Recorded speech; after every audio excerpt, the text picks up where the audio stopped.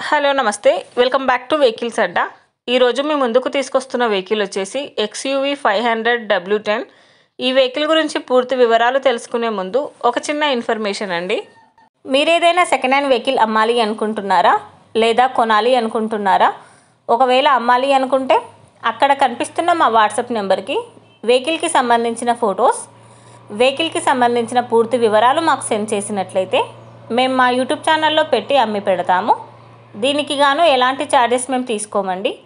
ఎలాంటి మధ్యవర్తులు లేకుండా డైరెక్ట్గా మీరు ఓనర్తో కాల్ మాట్లాడి వెహికల్ అనేది హ్యాపీగా తీసుకోవచ్చు. ఇలాంటి మరిన్ని వీడియోస్ మీరు చూడాలి అనుకుంటే సబ్స్క్రైబ్ చేయండి వెహికల్స్ అడ్డా ఛానల్ని. ఇక మనం వీడియోలోకి వెళ్ళిపోదాం పదండి. Let's go to the video.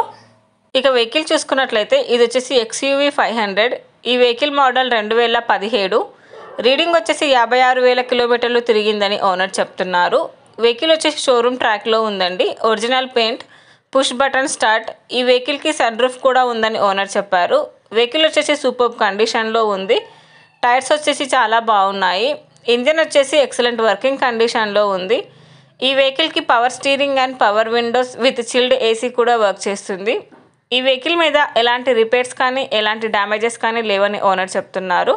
Owner చెప్తున్న ధర వచ్చేసి 8,50,000 చెప్తున్నారండి. ఈ వెహికల్ లొకేషన్ వచ్చేసి ఢిల్లీలో ఉంది. టైటిల్లో ఇచ్చిన నెంబర్కి మీరు కాంటాక్ట్ అయితే వెహికల్కి సంబంధించిన పూర్తి వివరాలు మీరు తెలుసుకోవచ్చు.